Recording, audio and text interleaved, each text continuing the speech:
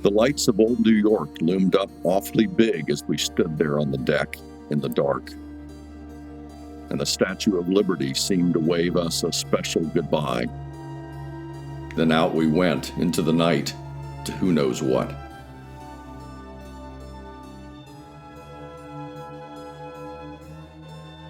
Before the end of the second decade of the 20th century, the United States was a world power, involved in a world war. For 3 years, since an assassin's bullet ignited the fires of nationalism, most of Europe was at war. The number of casualties was in the millions, and the end was not yet in sight. Although it was inevitable when the fighting began in 1914, circumstances in the spring of 1917 finally pulled the United States into the conflict, and war was declared on Germany. Some Americans with the desire and means had already taken action, joining the Foreign Legion, or the Lafayette Escadrille. Others, with a strong sense of noblesse oblige, signed up to drive ambulances.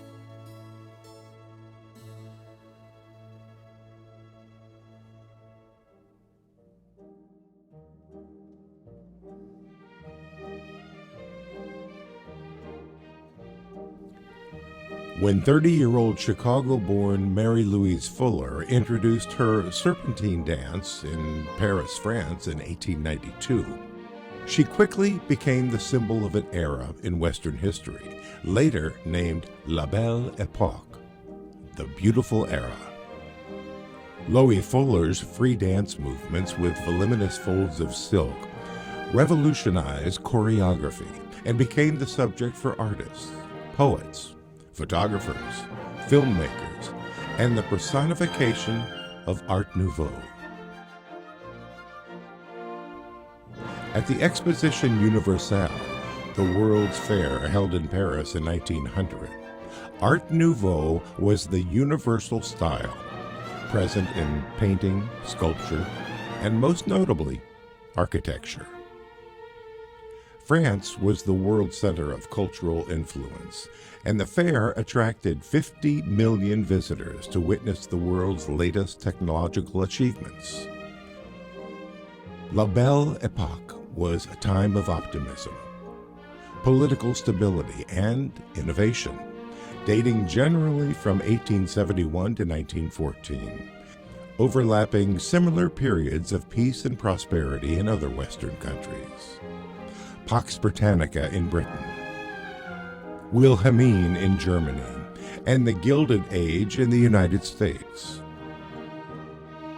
Not a full decade after the American Civil War, 38-year-old Samuel Clemens, better known as Mark Twain, co-authored his first novel with his neighbor Charles Dudley Warner.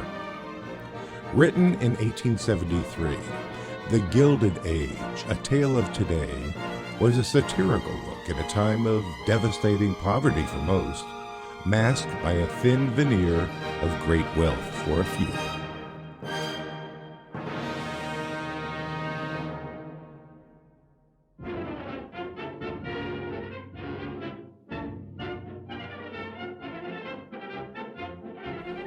As the 19th century drew to a close, America became a new imperial power as a result of the decisive and quick defeat of the Spanish forces in Cuba. The Spanish-American War lasted just 10 weeks, and the Treaty of Paris, signed on December 18, 1898, resulted in Spain ceding its colonies in the Philippines, Guam, and Puerto Rico to the United States. Cuba became a U.S. protectorate. The United States now saw itself as a defender of democracy. 2 months after the treaty, President William McKinley, riding high on a wave of public approval, found himself involved in a new conflict, 7,000 miles from home. The First Philippine Republic was established after a revolution against Spanish rule and the American victory over the Spanish Navy at the Battle of Manila Bay.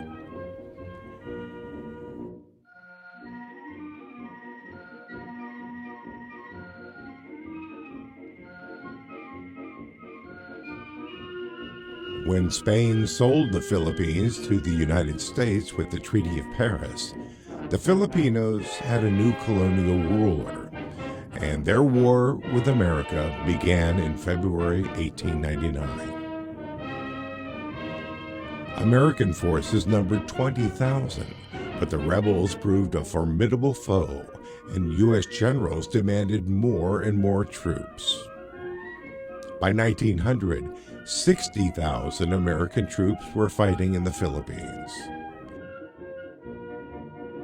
President McKinley was now in a war he didn't want to fight and didn't know how to win.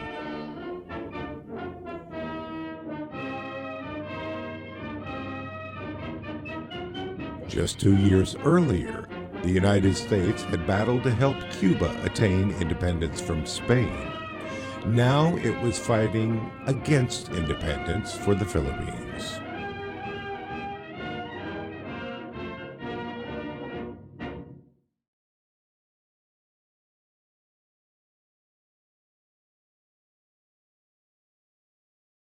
On a hot July day in 1900, the citizens of Middletown, Ohio, lined both sides of dusty Curtis Street to watch the parade of carriages heading south to Doty's Grove.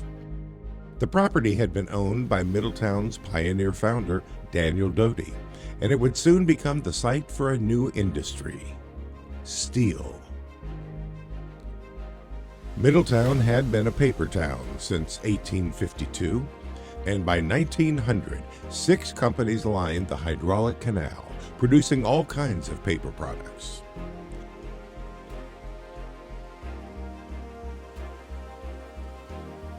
The Miami and Erie Canal, begun in Middletown in 1825, transformed the Miami Valley into a bustling industrial region.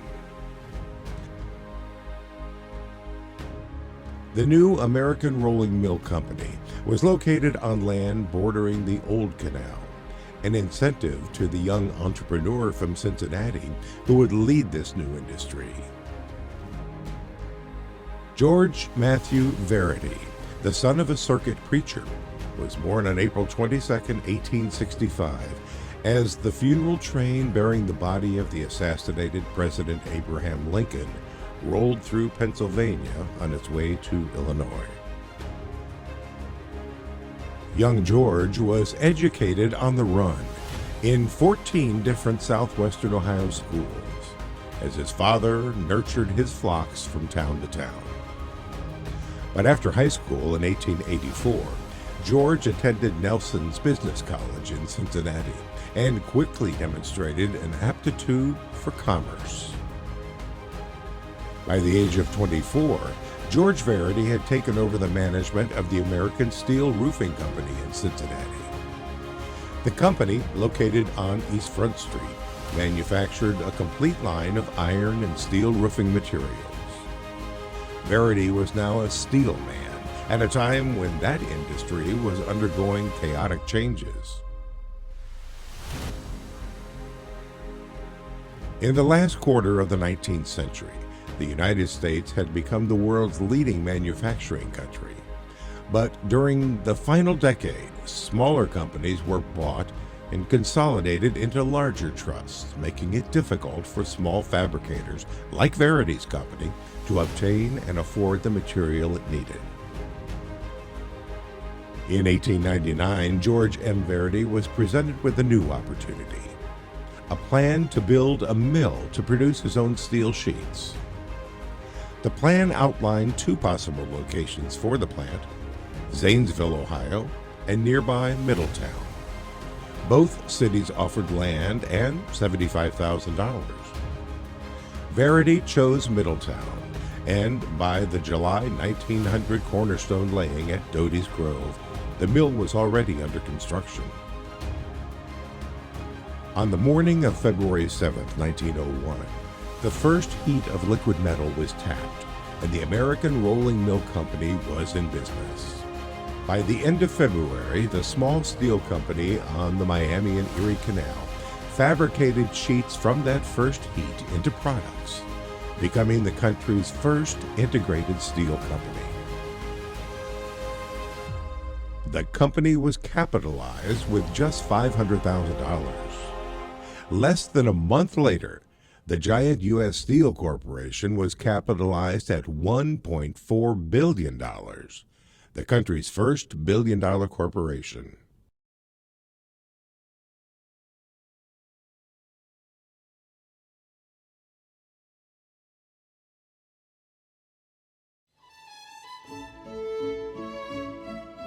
In early May 1910, 9 reigning kings of Europe posed for a photograph at Windsor Castle.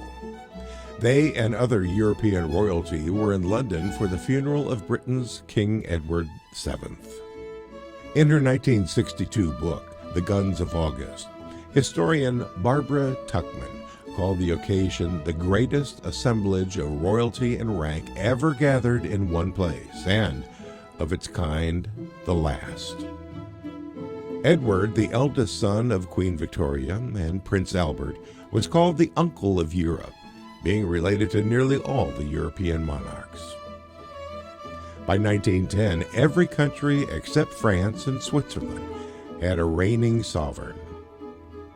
Though some were virtually powerless, all retained prestige and lived luxurious lifestyles. Most were secure in their ruling positions, having adapted to the liberal ideas of the 20th century.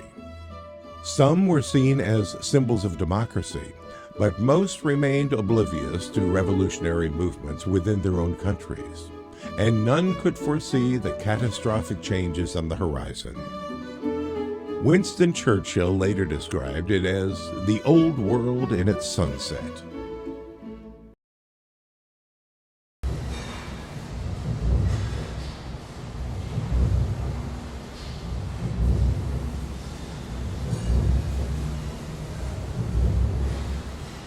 By the end of its first decade, the American Rolling Mill Company, now shortened to Armco, had expanded from 200 employees producing 900 tons of sheet steel per month to 1,500 producing 4,500 tons per month.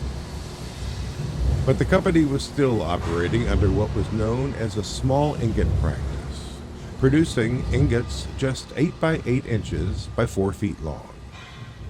To meet the increasing demand for steel in ever-increasing markets, Armco would have to expand to big mill practice.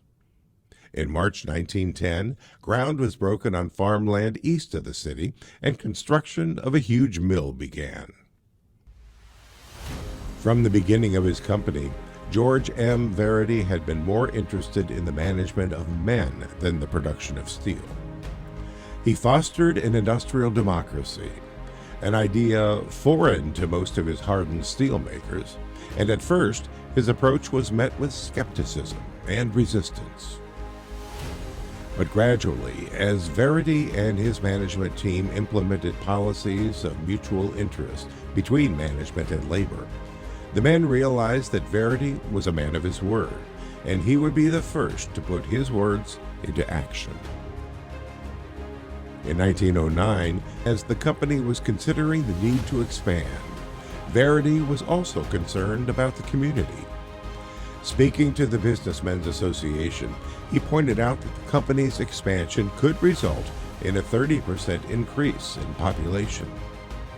More housing, more and better schools, a library, a hospital, parks and playgrounds, all would be needed.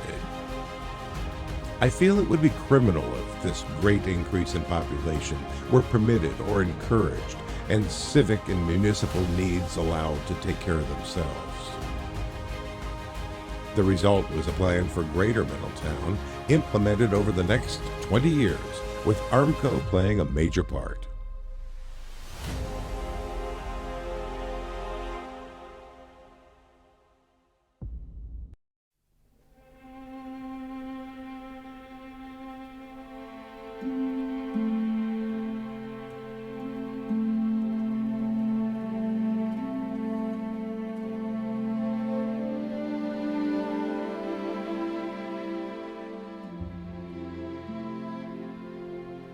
The geography of each European nation has long been determined by population, economics, transportation, and military strategy. By 1900, Great Britain, surrounded by water, had developed the world's greatest navy. France had over 3,400 kilometers of seacoast on its northern, western, and southern borders, with land bordering other major and potentially aggressive powers: Spain, Italy, and Germany. Germany, looking for expansion but always fearful of encirclement, was surrounded by the major powers of Russia, Austria-Hungary, and France. The smaller nations of Luxembourg and Switzerland were completely surrounded. Wars were fought over geography. Treaties determined borders. As 1914 began, Western Europe had not seen a major war for over 40 years. The Franco-Prussian War of 1870 and 71 was a conflict to maintain the balance of power in Europe, as the German Kingdom of Prussia looked to extend German unification.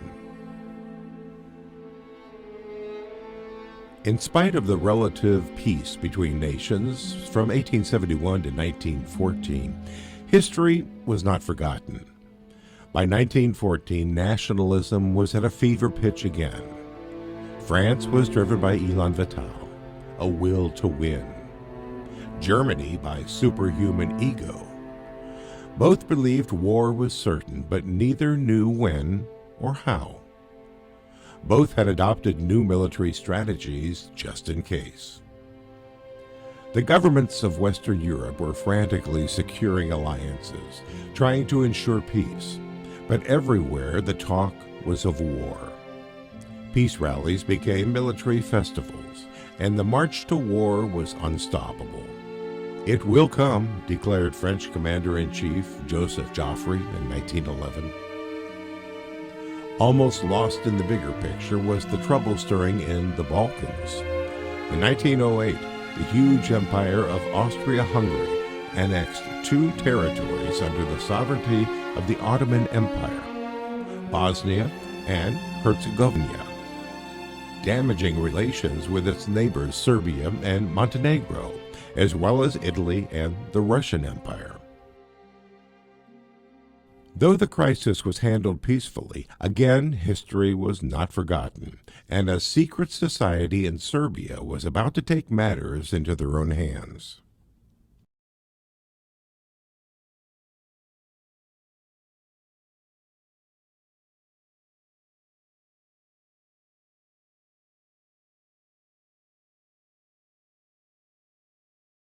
It is doubtful another such moment has occurred in history affecting the lives of so many as the one that took place at 10:50 a.m. Sunday, June 28, 1914. There was a time before and a time after.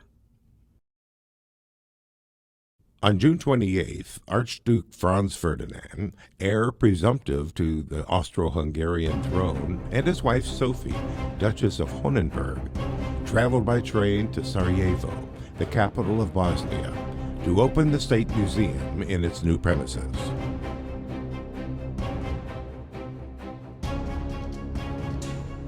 Riding in an open car with a security escort, the Archduke and Duchess proceeded to their first stop, a review of military barracks, and then to the town hall. Positioned along the route were 6 young men recruited by members of the Black Hand, a secret military society formed in 1901 with the aim of unification of all of the South Slavic territories ruled by the Austro-Hungarian Empire. On June 28th, their mission was the assassination of Archduke Franz Ferdinand.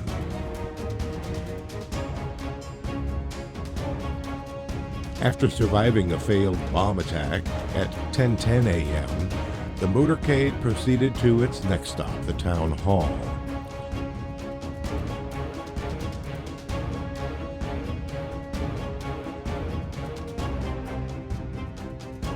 Leaving there, they proceeded down the Appelquay and turned left on Franz Joseph Street. Meanwhile, one of the assassins, Gabriel Principe, had moved to a position near the Latin Bridge. When the driver was ordered to turn around, the car stopped right next to Principe, who stepped forward and fired 2 shots.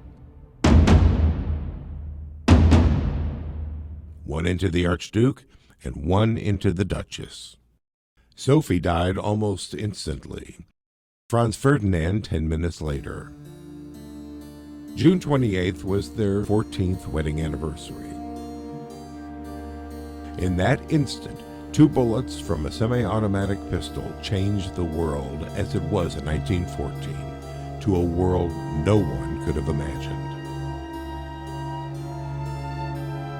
1 month later, on July 28th, Austria-Hungary declared war on Serbia, and by the end of the first week in August, most of Europe was at war. A First World War.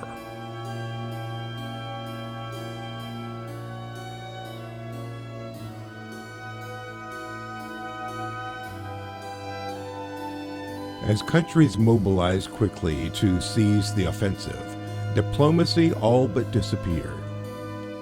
It was too late for talk.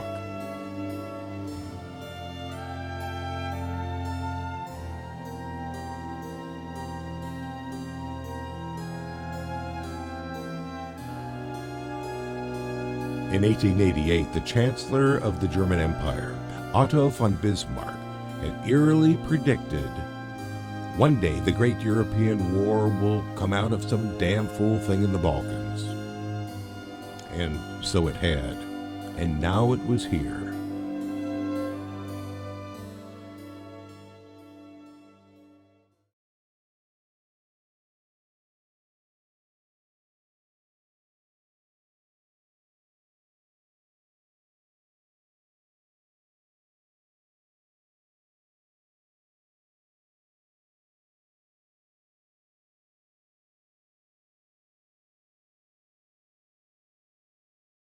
The issue of America's neutrality at the beginning of the Great War may have ultimately had the greatest impact on the outcome of the war.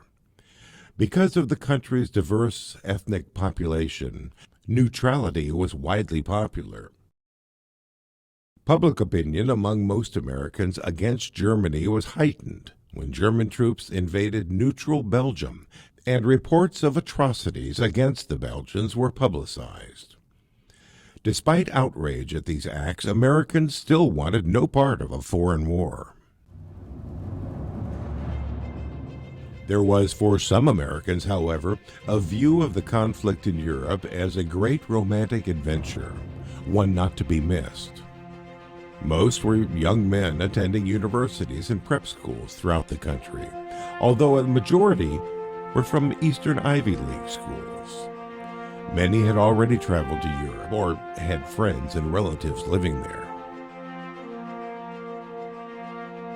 To the dismay of their families and a public outcry from the president, most of these young volunteers put their educations on hold to join the Foreign Legion, the Lafayette Escadrille, a flying unit or one of 3 ambulance units serving in France, Formation Harjes, established by Herman Harjes, Richard Norton's Anglo-American Volunteer Motor Ambulance Corps, or the American Ambulance Field Service, organized by A. Pyatt Andrews.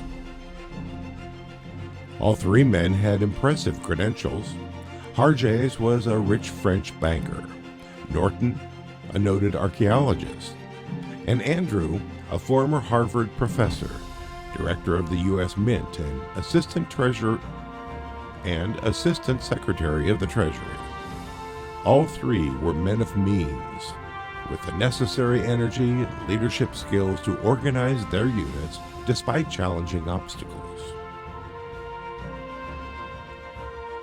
Under the auspices of the American Military Hospital, the first ambulances of the formation Harjays were put into service in September 1914, just 1 month after the war began, transporting wounded from the Marne into Paris.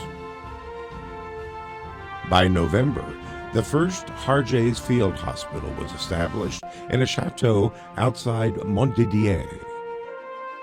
By February 1915, the hospital branch was removed from the Harjays operation, and volunteers were now full-time ambulance drivers. By that summer, the units of Richard Norton and A. Pyatt Andrew were up and running, and all three units were now first-line ambulance services, attached to divisions of the French Army.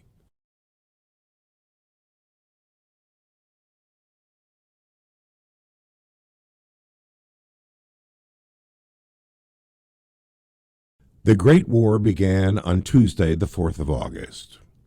It began on horseback when a German cavalry corps called the Uhlans crossed the border into neutral Belgium to determine the positions of the Belgian and French armies. The next day, fighting began.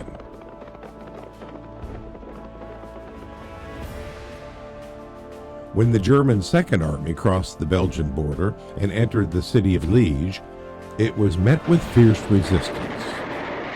For 12 days, the Belgian army held off the Germans, allowing French and British forces to mobilize for a defense of Paris. Battles throughout August resulted in the retreat of the French and British armies toward the Marne River, and by the 5th of September, German troops had reached Calais, just 10 miles from Paris. The First Battle of the Marne was a major turning point of the war. French and British troops counterattacked and halted the German advance. The Germans retreated to a point on the Aisne River, where they dug in. Both sides began preparing trenches, resulting in a stalemate that would last throughout the war. By year's end, almost 500 miles of parallel trenches were dug, stretching from Switzerland to the North Sea.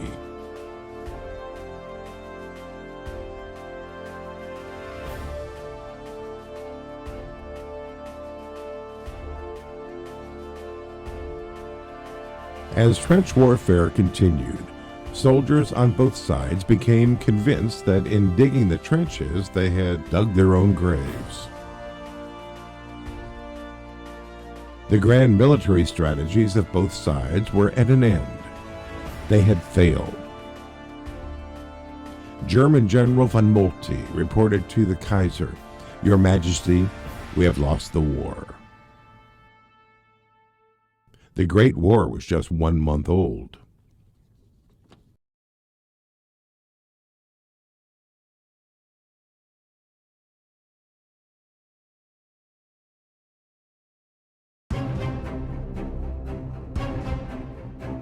As the war ground on into 1915, there was general outrage over the numbers of casualties as reported in U.S. newspapers. The casualty count for the First Battle of the Marne alone totaled over 500,000, with over 150,000 dead. And the slaughter continued, battle after battle. Most Americans still, however, favored peace initiatives. But then, tragedy struck in the high seas. As the huge British ocean liner RMS Lusitania moved slowly through the Irish Channel on the morning of May 7, 1915, the last day of a 6-day voyage from New York City, the fog lifted to reveal a bright, clear day in calm, flat waters. What no one aboard could see, however, was the German U-boat, Unterseeboot U-20, just 2 miles away. But U-20 had seen the distinctive four stacks of the Lusitania and was maneuvering closer. Travelers had been warned of potential U-boat attacks when, on April 22nd, the Imperial German Embassy placed an ad in 50 American newspapers. But the voyage across the Atlantic had been smooth, and now it was almost over. By 2 o'clock p.m., U-20 had closed to within a half mile and was perfectly positioned at a 90-degree angle to the ship. At 2:10, U-20 Captain Walter Schweiger gave the order to fire. 35 seconds later, the torpedo reached its target. After a second explosion, the Lusitania disappeared beneath the blue sea in just 18 minutes. Almost 1,200 of the 1,959 passengers and crew perished. Among them were 123 Americans. Immediately, public opinion began to turn against Germany, but still President Wilson was reluctant to act, stating, "Were I to advise radical action now, we should have nothing, I'm afraid, but regrets and heartache."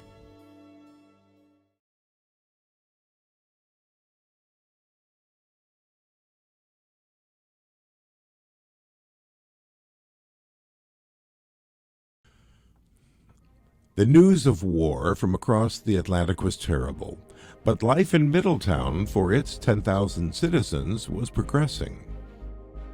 Just 2 years after a devastating flood ripped through the Miami Valley, wiping out 2 bridges in Middletown, a new concrete viaduct, the largest in Ohio, was completed across the Great Miami River. Middletown's first hospital was nearly complete, although it was put on hold during the war, and the city had its first bus line and motorized police equipment.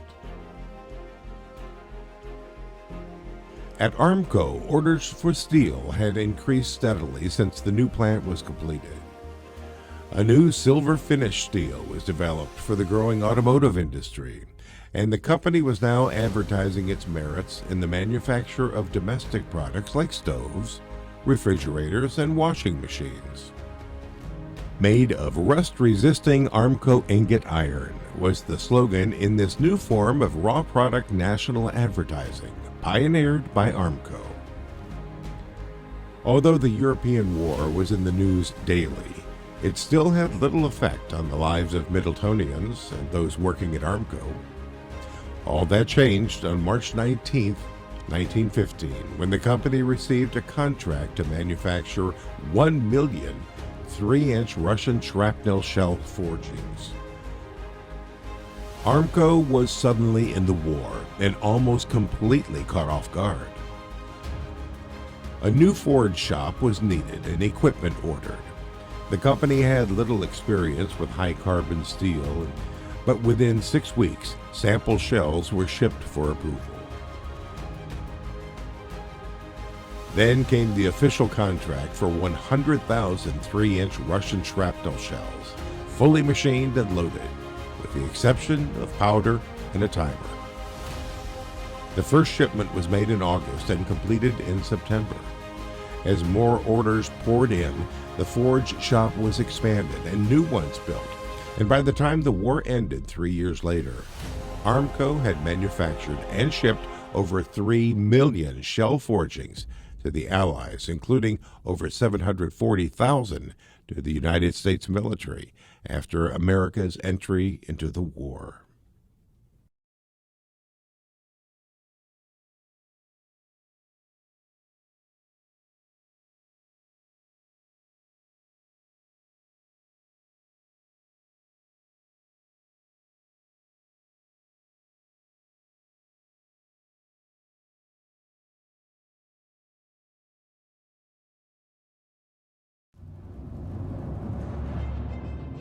For the young American men who volunteered as ambulance drivers to be a part of the greatest adventure in history, their interest was soon increased by a desire to help the French people. They had seen firsthand the carnage of battle, the horrible injuries, and the courage of the French soldiers.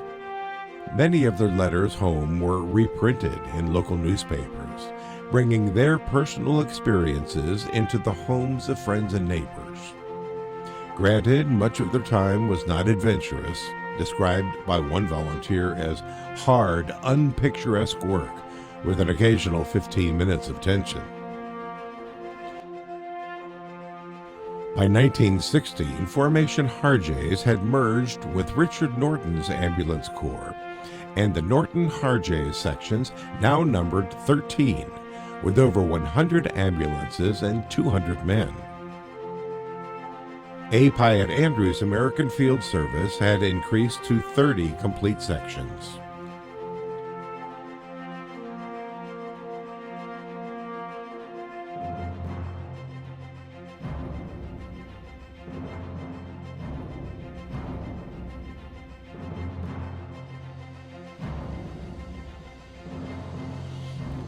Henry Ford's Model T, nicknamed the Tin Lizzie, was introduced in 1908 and revolutionized the growing automotive industry. Marketed to America's middle class, it was inexpensive, usually reliable, and easily maintained. That made it especially appealing to the ambulance services in France, where the road conditions were terrible. Nearly all the cars of the American Field Service were Model Ts, while Richard Norton's units included over 13 different makes.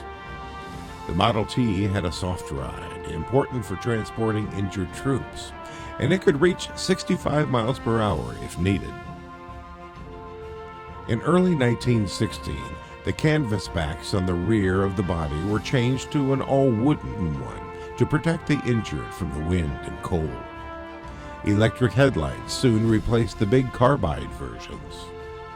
Ambulances were painted, mostly gray, then stenciled with registration and section numbers. Daily maintenance, such as oiling, greasing, and minor repairs, kept drivers busy during downtimes.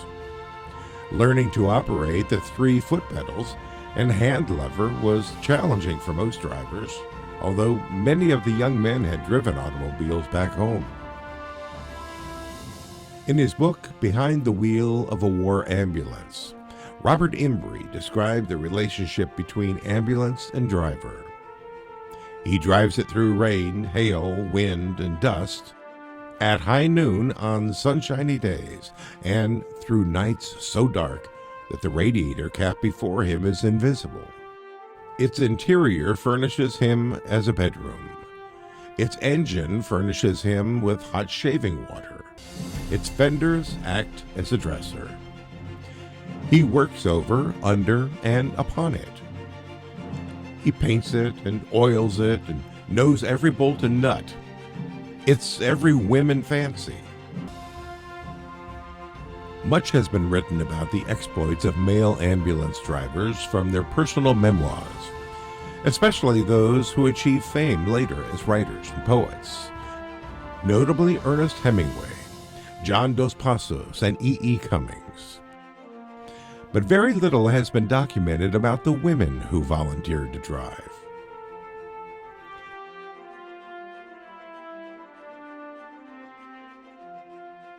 A few British women had been driving since the war began, but it was not until 1916 that some American women began to serve with the American Fund for French Wounded, which had its own corps of drivers, or the American Women's Hospital Ambulance Section.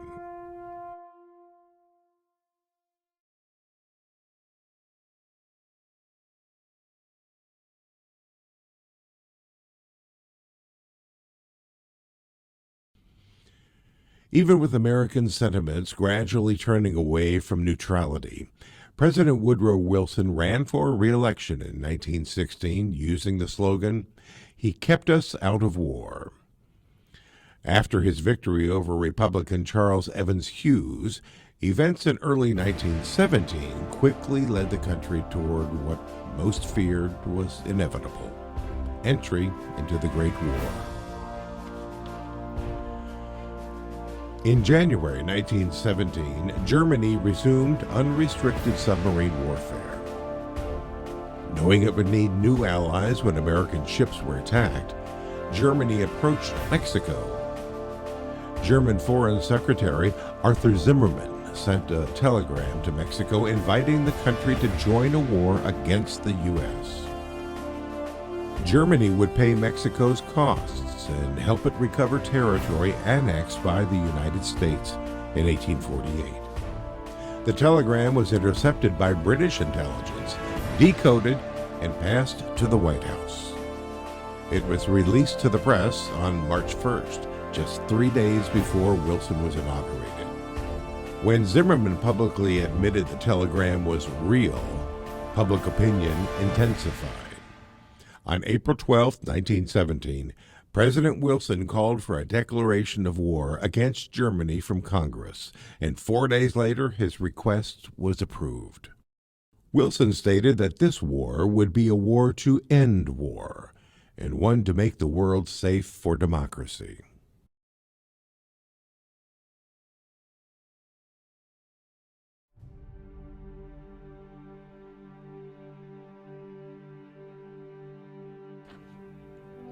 An article in the Sunday, July 7, 1917 edition of the Middletown Journal announced the American Rolling Mill Company has offered to provide and maintain a complete ambulance corps manned by Armco men. The unit of 15 men in the General Transportation Services of the French Army will be known as the Armco Ambulance Corps and will serve for the period of the war.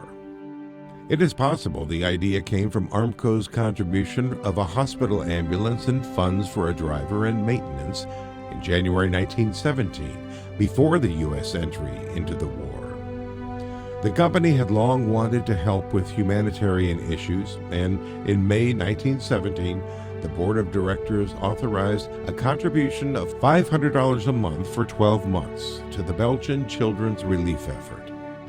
In late June, the decision to fund a full ambulance corps was made, and by July 7th, 7 men had signed up. Newman Ebersol of the purchasing department was sent to New York to present the idea to William H. Herford, in charge of the New York office of the American Field Service, now operating in France. Herford explained the problem of transporting vehicles across the Atlantic safely, and suggested the men serve in a transportation unit instead of an ambulance corps. Ebersol took the information back to Armco, but the decision was made to stay with the original idea. After the corps was organized, Armco President George M. Verity traveled to New York to consult with Red Cross officials. He established an affiliation with the Norton Harjes Ambulance Corps and obtained the proper permits from the Provost Marshal General Crowder. 15 men were now signed on and were sent for physicals and inoculations against disease. They would man 7 ambulances, which would be purchased in France. All expenses for the Corps would be covered by donations from members of the Armco Association, an employee club begun in 1903. On Saturday evening, July 21st, 1917, the Armco Association held a farewell reception for the Ambulance Corps members at the Triangle Club on the 4th floor of Sorg's Opera House. There were musical selections by the Armco Orchestra, a major speech by George Verity, and remarks by Newman Ebersol, the elected captain of the unit. "We are only just a little part of you, Armco men. What will keep us going will be your inspiration when the Armco spirit reaches across the water." 10 days later, a parade of 100 automobiles transported the men from the mill on Curtis Street to the Big Four Depot, where a huge crowd waited to send them off. After numerous farewells, the men boarded, and the train pulled out at 12:27, bound for New York City. At Dayton, the men posed for a photo that was published in the August 5th Dayton Journal edition. The paper reported that the unit comprised the first American ambulance corps to be financed by employees of an industrial corporation. That month, at the suggestion of Christian Kronberg of Armco's engineering department, the company announced the creation of the Armco War Fund to provide assistance to Armco men serving during the war and to maintain the Armco Ambulance Corps. A campaign for subscribers was begun on August 20th, and at a closing a week later, 3,418 Armco members had pledged an amount of $4,245.87 monthly, a total that was to increase as more members signed on. In Cleveland, the unit was switched to the New York Central tracks for its overnight journey to New York. The next day, the entire entourage from Middletown was put up at the Waldorf Astoria, where they stayed until the men departed for Europe. On Tuesday, August 7th, after last goodbyes, the 15 Armco men boarded the French liner La Touraine, and the last line was cast off at 9:56 p.m. As the tug pushed the huge liner into the Hudson, the men stood on the deck and waved to the group who had come to see them off.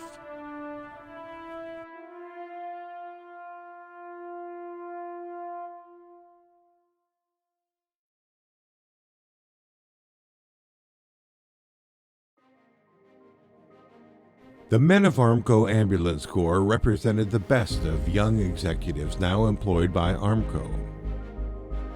The company was in its second decade and flourishing. From its beginning, Armco realized the importance of scientific investigation into the steelmaking process by building and staffing a research lab right next to the mill. As new steel markets were developed, Armco was ready to meet the needs of customers with high-quality iron and steel. The tone for this spirit of innovation was set at the top. Armco founder George M. Verity stated at the company's beginning, "I must pin my faith to men." As the company progressed, Verity maintained a policy of mutual interest. Our only hope for survival in competition with our large and well-financed competitors, as I see it, lies in our ability to build up a real spirit of cooperation between our management and our men.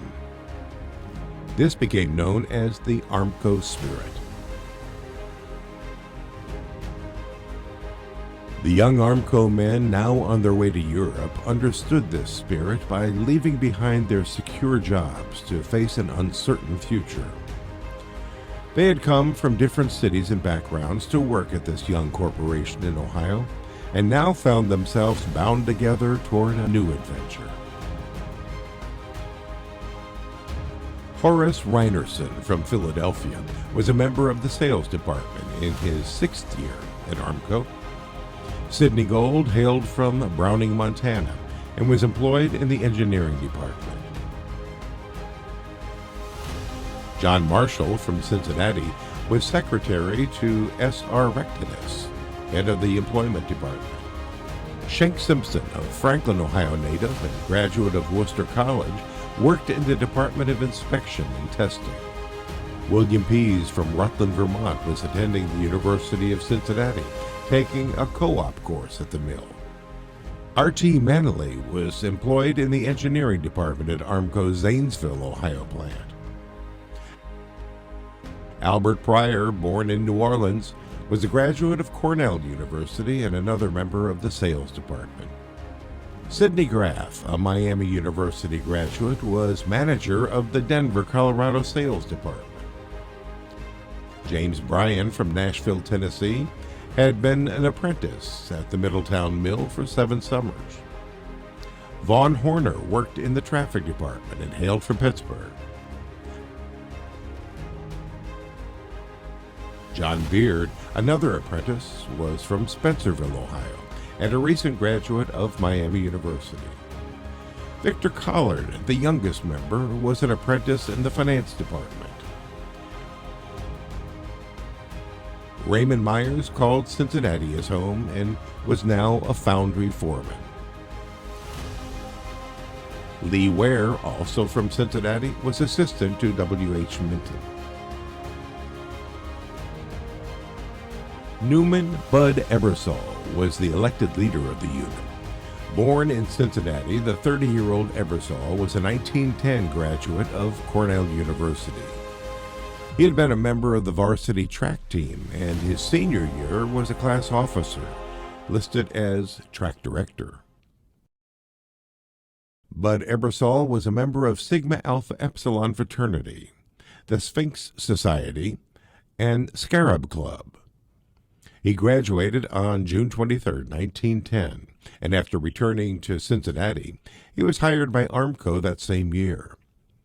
After 6 years at the company, he was assistant purchasing agent.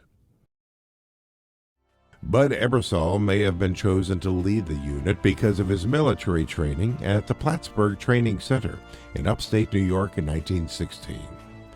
The Plattsburgh Center was organized for citizen soldiers in 1913. By 1915, the camp was one of a series of 13 federal military training camps set up and funded by the Preparedness Movement, a group of influential pro-Allied Americans who recognized that in 1915, the U.S. Army was far too small and would have to expand greatly if America was to enter the war. The largest of the camps was Plattsburgh, which graduated 15,000 men in 1916 from its 30-day training period. One of these men was Newman Ebersol, who, along with 10 other Middletown men, completed the training in July.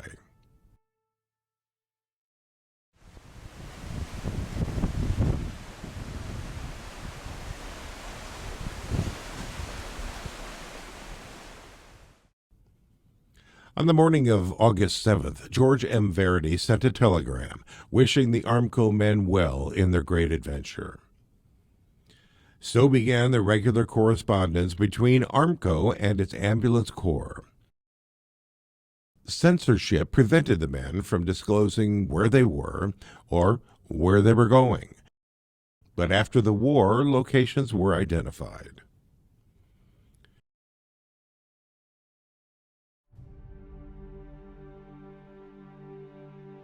Our life aboard ship has been most pleasant, for the sea, with the exception of 2 days, has been smooth as glass. We eat a lot, sleep more, and study French in between. Newman Ebersol. Tomorrow night we expect to get our convoy before we get to Bordeaux, which is 75 miles up the river. At the mouth of the river is a hangout for submarines. Victor Collard. We put on steam and drifted up the river for some distance. At last, we docked and landed amid much singing. About half the town was down at the dock. Men, women, and children yelled and cheered at us, waving flags and throwing kisses and shouting, "Vive l'Amérique!" It made a fellow feel as if he had really done something worthwhile. At 10 o'clock p.m., we climbed aboard our third-class coaches, along with a lot of poilus, which means the unshaven one, or the French private, bound for Paris. In Paris, we found our hotel old, but very pleasant. Everywhere, shows of war, uniforms of 1,000 kinds everywhere, all lights out at 9:30, and limping, crippled soldiers at every turn. Newman Ebersol.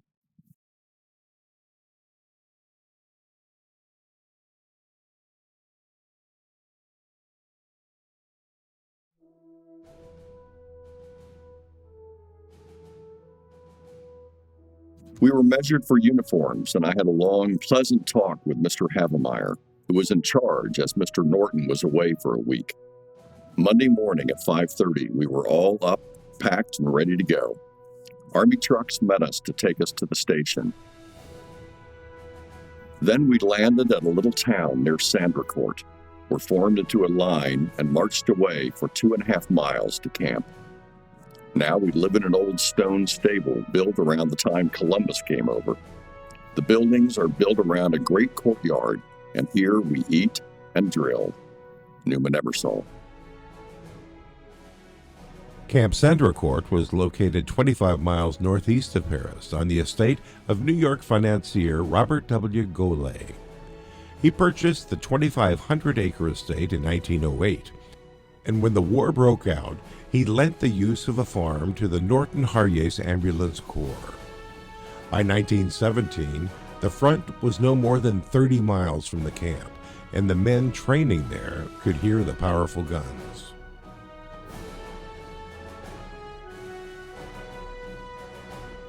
Everybody well and happy, all working very hard and enjoying the work very much.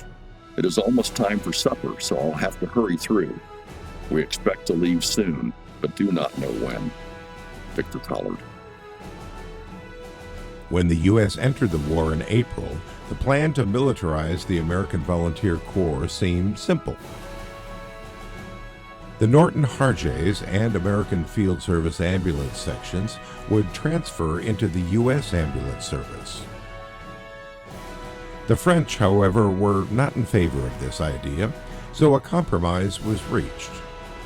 The U.S. Army would militarize the Volunteer Corps and immediately reassign them back to the French. Although the policy was adopted in May, by August the process had become complicated when Colonel Jefferson Keane arrived in Paris. Last Saturday, a telegram came for me to come at once to Paris to see Mr. Norton. In Paris, at 7 Rue Francois, I found all in confusion. Word had just been given that the U.S. Army had taken over at once all ambulance units. Mr. Norton and his whole staff had resigned. On his advice, I talked to Colonel Keane, who is charge of all U.S. ambulance sections in France. I explained our whole scheme to him of how we were organized and our hopes. My fear is that he will split us up and send us out into different sections. Meanwhile, the Armco unit was stuck in camp, peeling potatoes and hoping to get into the action. Nuba never saw. Make every possible endeavor.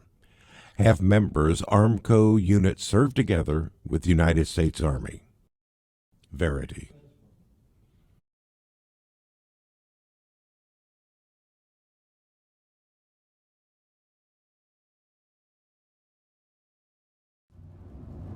On September 14th, the unit found itself in Paris with orders to depart for Le Havre by train and pick up 10 automobiles, drive them back to Paris, where on the 20th, 14 of the men enlisted as privates in the U.S. Army Ambulance Service in connection with the French Army. They were assigned to Section 22, which was on repos, or leave, for 6 weeks. Sid Gold decided to leave the unit for an engineering regiment. The men joined Section 22 on September 22nd at Montirandere, where they spent several days learning the ropes and getting their vehicles in top shape, hoping they would soon be in the action after several long months. On October 5th, the French division, to which they were attached, departed for the Verdun sector on the Meuse River. As we started, it was still dark, and for the first time, pouring rain. Then the light came on, and we went all day through little towns with twisty streets and always full of soldiers. At last we came near to the place we were to stop just outside Verdun. Again, we went on through the town, Marcanterre, and onto a hill to a camp which had been deserted for 3 months. No sooner had we eaten a little supper of cheese, bread, and coffee than 4 cars were ordered out for 24 hours, each to go to a poste de secours, first aid station, to wait there for a call out in the night somewhere. Numa never saw. First aid posts were located between the second and third line trenches, just 10 to 100 yards from the front. Evacuations usually took place at night to prevent the Germans from identifying the location of the posts in daylight. The night driving is the most trying because the roads are more crowded and very dusty. You can't see with the goggles, and you have the time of your life seeing without them, and the bombing has been pretty fierce. During an attack, the work was intense, sometimes lasting 4 or 5 days straight, but the men were always on call. None of the Armco men were called out that night, but the next night they received their baptism of fire when, about 11:30, the Germans shelled the camp and the men scrambled to nearby caves. On October 10th, Section 22 was relieved from duty, and the Armco men were sent back to Camp Sandrecourt on the 15th.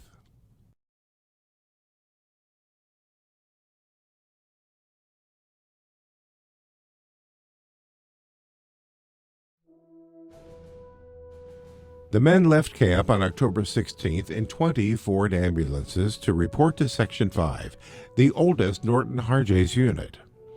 It was now comprised of 35 men, all original Norton Harjes volunteers, under the command of Lieutenant Irvin T. Drake. 21-year-old Irvin Thayer Drake Jr. joined Section 5 of Formation Harjes in February 1916. Just as the unit was ordered to the front near Verdun.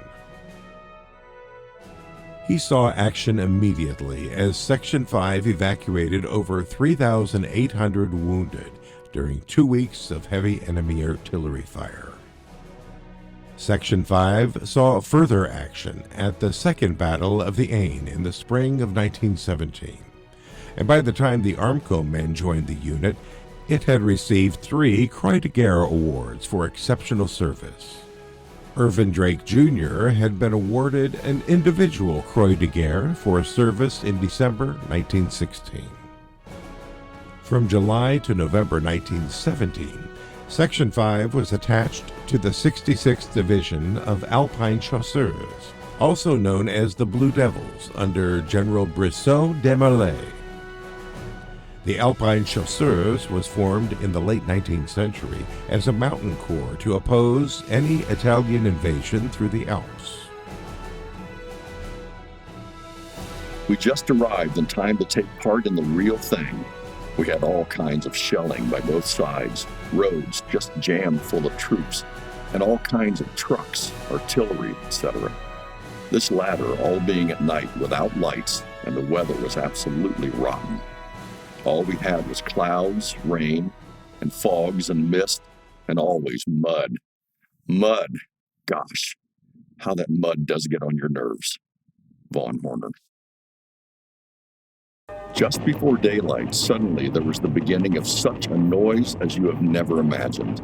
The sight of those million flashes, the colored rocket, the exploding mines, the star shells, and below all the rattling roar of the machine guns and the smothered yells as we knew those men were going over the top, straight into that terrible fire and barbed wire. Then daylight came, a cold gray light, and still the roar kept up, and back came the ambulances, tearing for the base, while the roads became a line of bleeding, bandaged men, struggling on foot to the hospital, some laughing, some half dead. Newman Eversole. There is no one in the world, Bud, I would trust any farther, or on whose judgment I would feel I could depend in such an emergency. There could have been no Armco Corps without you at the head. Most devotedly, Dad Verity. The Battle of Malmaison in the Aisne Valley from October 23rd to 27th was the final French action of the 1917 campaign, which had begun with the Nivelle offensive. The French captured the village and fort of La Malmaison and took control of the Chemin des Dames. Section 5 conducted itself so well under the intense bombing of the enemy, it was later awarded the French Army citation of the Croix de Guerre with Palm.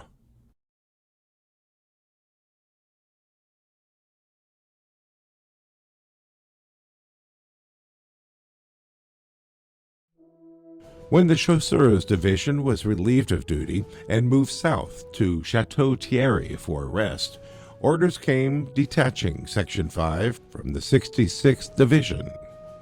The section was moved to quarters at St. Remy-Blenzy as part of the 6th Army, and on November 20th, the section number was changed to an American number, SSU, Section Sanitaire Etats Unis 646, attached to the 27th Division.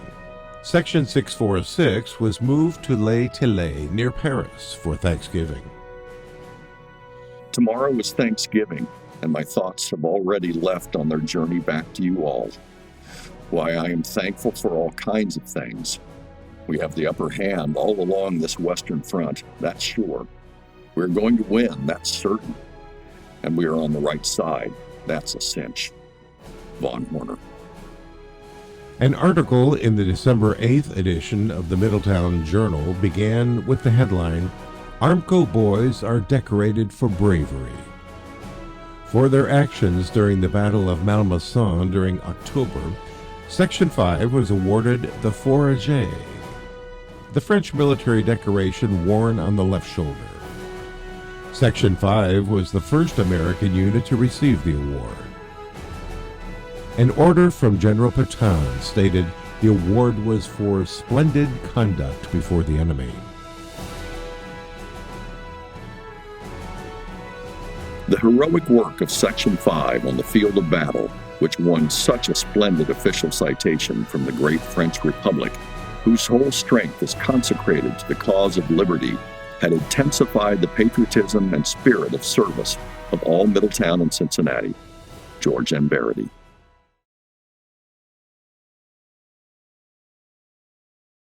At last, old King Winter has descended upon us with all his forces.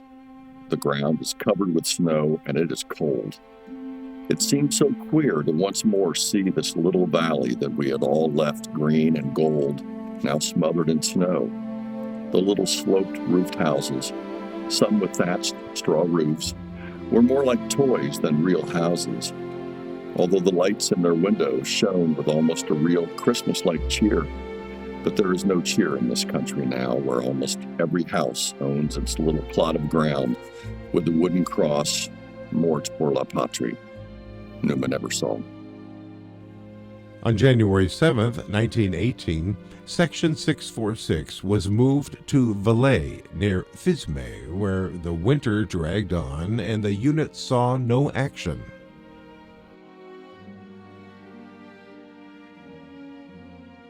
Armco's spirit can do much through the medium of the individual, but taken in the aggregate, in a group of 14 men, it is invincible, as you have so thoroughly proved. Yours very devotedly, George M. Verity. We are still on repro, and I assume it will not be long before we see some more action. We're in a little village about 10 miles back of the lines.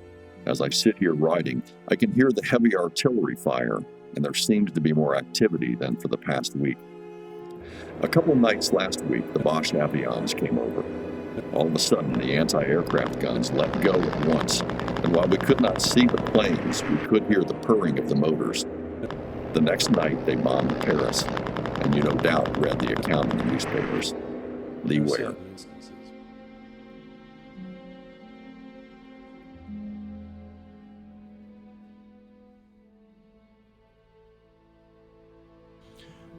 The 1918 Spring Offensive, or Kaiserschlacht, Kaiser's Battle, also known as the Ludendorff Offensive, was a series of German attacks along the Western Front. It began on March 21st and marked the deepest penetration by either side since 1914.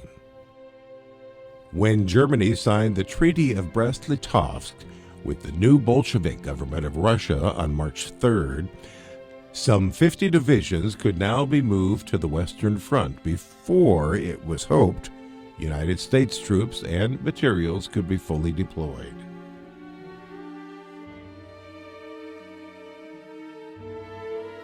Just now we spend our time hearing of the great German offensive with which they threatened, but which so far has proved to be rumor only. It is, however, a tremendous task for either side to knock the other out of the trenches and make them stay out. All of the boys are well and in good spirits. Al waxes his mustache. Vaughn had his head clipped and looks terribly desperate. Whitey occasionally whispers so that you can hear him a mile off. Beard owns a cane as big as a tree. Sid Graff is not any thinner. Manley, Ware, and Marshall talk better French than the natives. Pease knows some awfully nice French girls, and Victor's mail worries him a bit because he only gets about 3 letters a day. Newman Eversole. On May 27th, the German advance along the Aisne River commenced, and Section 646 moved to a little town called Fontenoy, just west of Soissons.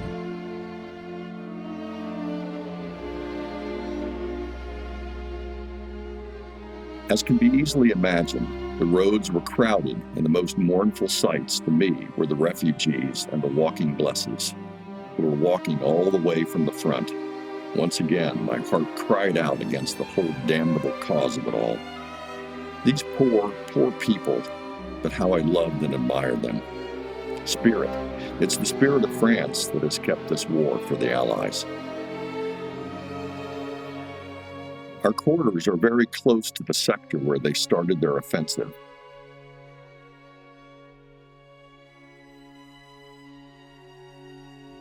Our work was the aiding of the French ambulance sections in evacuating hospitals that were in the zone of their advance.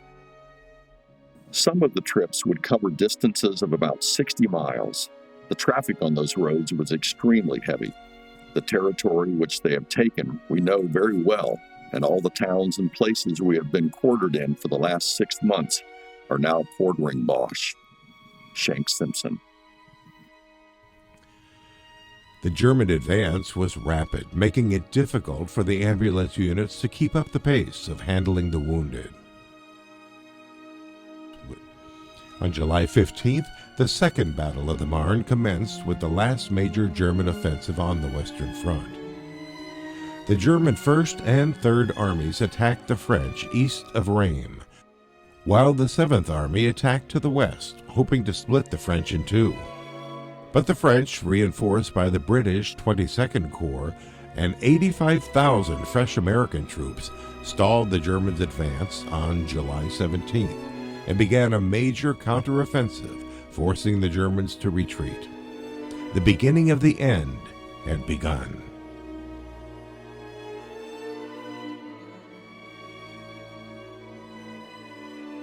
We are still on the job, just now through depths of mud and rain, but who cares, for that as long as we are chasing in the rear of Fritz, who is on the run. Our camp has followed up the rear about 24 hours behind him, and such waste and devastation it would be hard for you to imagine. Houses are burned or blown up, wheat fields burned or trampled, all farming machinery smashed with sledges, trees cut or blown down, and 1,000 other things to kill and wreck. Nothing to create except the graves of those they have time to bury. Newman never saw. From August 13th into September, Section 646 was camped in the woods of Pierrefonds as part of the reserve of the 10th Army. The section was on active service at some distance from its base. The first night I worked, last Tuesday, they bombed and bombed the town we were carrying our blesses to, and landed 3 bombs on the church where we were taking the sitting cases, and others on the regular hospital where the badly wounded were. They bombed along the line, so it was just like running a gauntlet, keeping out of the way of the darn things. Von Horner. Our Armco organization is today rated in Washington one of the most patriotic in the country. Notice has been repeatedly made of it, and that spirit of patriotism has been born of all the experiences we have had together, not the least of which has been the representation that you have given us on the battlefields of France. With very kind regards to you all, George M. Verity. This is a queer place where we are camped now. Not very long ago, this was a point of the Boche's furthest advance, and it took an awful lot of scrapping to stop him. Now, of course, it is all deserted, and it lies like a half-desert with 1,000 silent signs of what happened. On one side are the French and American trenches, while across the valley are the Boche lines. The trees are broken and filled with splinters of steel, and the ground in places is simply peppered with shell holes of all sizes, now half filled with water. You can see the lanes through the wire, cut when the attack started, the little dugouts where the troops tried to get protection, and everywhere equipment scattered to the 4 winds. Helmets cut through and guns broken. American, French, Moroccan, Boche, all mixed up together. And everywhere the little crosses. It is all so quiet now, and the little red poppies bloom on so peacefully, and the sun shines down so warm and bright. Surely it seems as if it must have all happened ages ago, instead of just 2 short months. Newman Eversole. In September, Section 646 received orders attaching it to the division of the Marocains, or Moroccans, the most famous fighting troops of France. The division moved to the Champagne sector, where on September 26 the Great Meuse-Argonne Offensive began.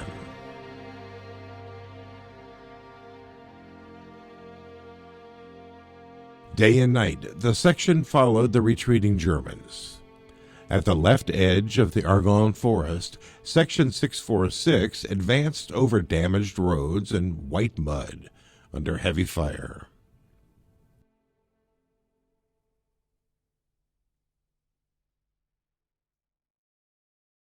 For their action in the offensive, Section 646 received its 6th citation, the Croix de Guerre with Palm.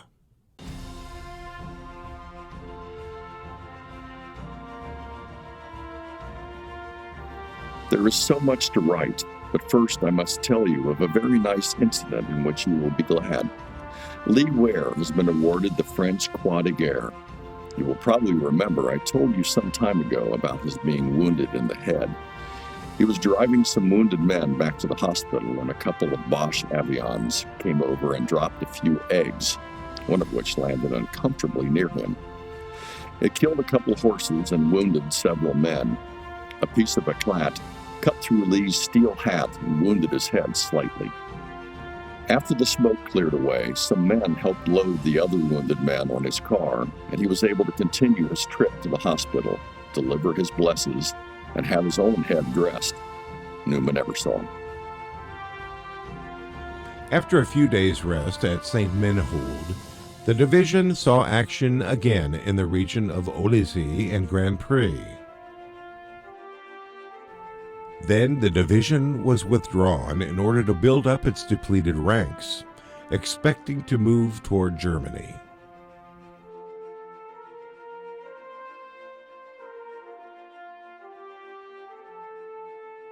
Suppose there was great rejoicing at home when the news of Bulgaria and Austria's collapse was received. It is only a matter of a few days until Germany will accept an unconditional surrender. J.B. Marshall.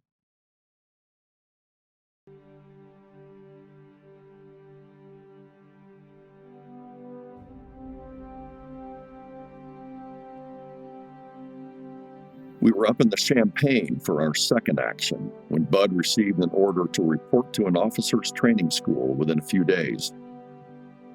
After Bud left, we were relieved at the front and came back of the lines for reorganization. One fine morning, we left on a trip which lasted 3 days and took us far from the mud hole called Champagne to one of the most beautiful parts of France. Work being light down here, our minds have been taken up with the armistice proceedings lately, so it was not with the greatest surprise that we received an order on Monday telling us that the fighting was to cease at 11 o'clock and that we were not to have any communication with the enemy. I happened to be in the office at the time, and so was the first to see the orders, so you can imagine my feelings as I dashed out to give the order to the lieutenant and told all of the fellows as I ran. Horace Reinerson. Can you imagine the joy that hit the section on the 11th at 11 o'clock? The church bells started it, and then the factory whistles, and we joined in with our klaxons and our voices. We all feel sure that Germany will never start again, and that the end is nearly here. A.P. Pryor. To say that we are all overjoyed at this sudden ending of this great tragedy, and with the thought that you are all safe and should be back home again within a very short time, is putting it mildly. Very sincerely, George M. Verity. Suppose you know by this time that we in the division are parading through the large towns of Alsace, and incidentally are having a very fine time. The people impress one as being dumbfounded at their liberation, or like a child who has been given something very precious and is afraid that it will be taken away. We are expecting Bud back real soon, and although I am sorry he didn't get a commission, I'm very glad that he is coming back to us. All commissions were stopped by an order from Washington. Jack Marshall. I'm still in Paris, as you see. What a change there has been in the city since I went through on my way south just 8 weeks ago. I was invited to a house overlooking the avenue along which the president was to pass yesterday, and it was truly a wonderful sight. It seemed as if everyone in the world was crowded into every nook and corner trying to get a peek at our great man. Then came the carriages, Wilson, Poincare, Clemenceau, Pershing, and all the rest. The people went wild over it all and shouted and waved their flags until he was out of sight. Well, I hope to soon be able to report more of the boys' doings as I leave for the section, probably tomorrow. Newman Eversole. Section 646 followed the division south to Belfort and Grand Villars, near the Swiss border, and then to a position along the Alsatian Rhine, where they were quartered at Mulhouse and Gebweiler. Here the section flag was dipped in the waters of the Rhine River, as was custom after victory. The work of the section would now consist of taking care of the sick of the division.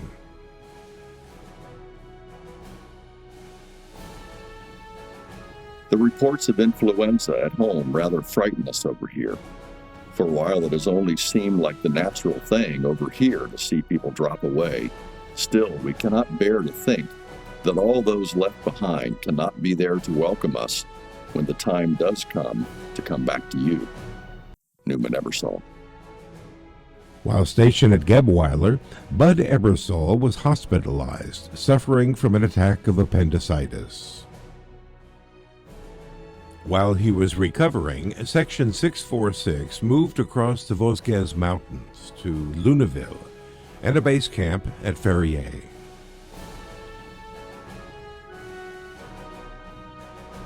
We have been taking up rather actively with the authorities in Washington the question of the release of our Armco group. In the meantime, you will all have to remain patient and continue to serve to the very best of your ability. Yours very truly, George M. Verity. Once more, I am with the boys, and you can bet I am mighty glad to see them again after 2 weeks of hospital life among the Chinamen and Russians. Just at present, we are here doing absolutely nothing. The section has no idea of what it is to do, especially as we seem to be absolutely cut off from all communication from the world. Newman Eversole. In February, Bud Ebersole was back in the hospital in Paris to undergo further examinations. He anticipated having an operation and being shipped home on a hospital ship and mustered out at home. At their base camp, the section received word that those who had enlisted in France might be mustered out of service on French soil if they desired. The Armco men decided that this was their best choice and received their discharge papers before being quartered in Paris. Here they received word that Section 646 was awarded the Fourragère in the yellow and green colors of the French military medal, their second and most prestigious Fourragère. No other American section or unit had been given this award.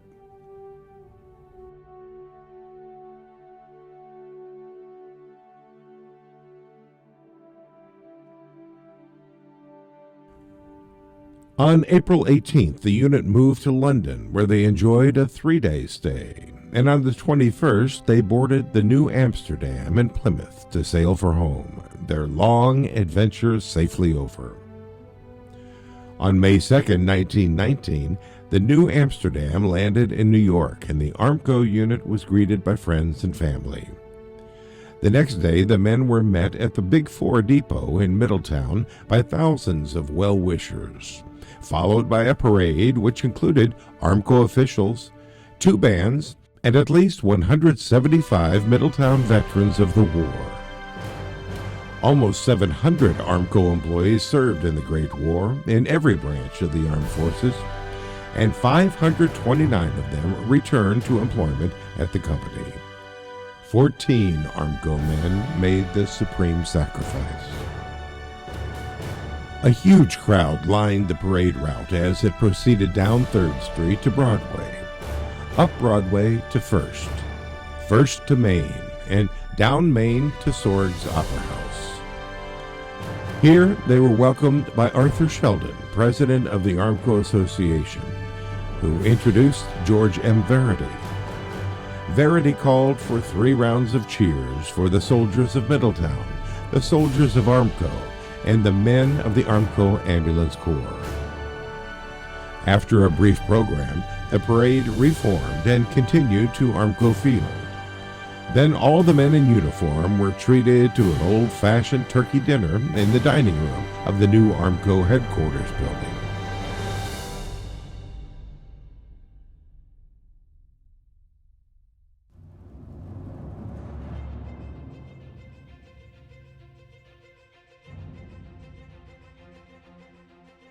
The generation that carried on the war has been set apart by its experience. Through our great good fortune, in our youth our hearts were touched with fire. It was given us to learn at the outset that life is a profound and passionate thing. These words, delivered by jurist Oliver Wendell Holmes in his Memorial Day address of 1895, describe the ideals of patriotism and individual sacrifice felt by soldiers during the Civil War, a conflict in which Holmes participated. 2 short decades later, when a world war erupted in Europe, America's youth were again faced with questions of duty, service, and belief in a higher cause. Nowhere was this more felt than in the country's institutes of higher learning. In most universities, the goal for students was to advance knowledge through a broad education. But East Coast schools, particularly those of the Ivy League, strove to create educated men of high moral character, gentlemen prepared to enter what some called a new aristocracy. The president of Harvard University, Charles William Eliot, declared, "For us and our system, the genius is no standard, but the cultivated man is." Shortly after the Great War began, the lines were drawn for those charged with the higher education of this generation. When German troops destroyed the Belgian city of Louvain and its library of ancient manuscripts just 20 days after the war began, the distinctions were clear: humane civilization versus barbarism, democracy versus authoritarianism. While most Americans in 1914 opposed the war, many felt it was inevitable that the country would be involved. How would America's youth respond? The answer came early when young men, mostly college students or recent graduates, felt challenged to test their character on the battlefield. These were the men of the Ambulance Corps. Their response was called the Answer of the Best. Richard Norton dubbed them Gentlemen Volunteers. But most had not been tested. How would they react in combat? And what motivated them to volunteer for active duty in a war on foreign soil, in a fight for which their country, as yet, had no part? Their sense of noblesse oblige took many forms, from a historical obligation to France to a desire to have a front row seat in the action. Most believed this was a war for humanity, demanding their sacrifice and service. Former President Theodore Roosevelt agreed, believing these men had been helping the nation save its soul. When America entered the fighting in 1917, the men of the Ambulance Corps knew their decision to serve for a higher cause had been right. Regarding America's participation, author Philip Orcutt remarked, "When Germany transgressed, America stepped across the bridge from youth to manhood. the country was accepting its destiny of world leadership. For the 14 men of the Armco Ambulance Corps, the desire to do their part for the great struggle was rooted in these same ideals of service and character. But they shared another bond, that of an Armco spirit, described by the company's founder, George M. Verity, as a comprehensive, vital force, which finds expression in the practical application of policies built on the platform of Christian principles, in which selfish purpose has no place. These men, all employed at Armco, voluntarily put their careers on hold to answer a call within themselves to serve for a higher cause. When the war ended, they had served for 16 months, almost 3 times the normal tour of duty for ambulance drivers. With the support of their company, they served with honor in the great world struggle for humanity. These were the men of the Armco Ambulance Corps.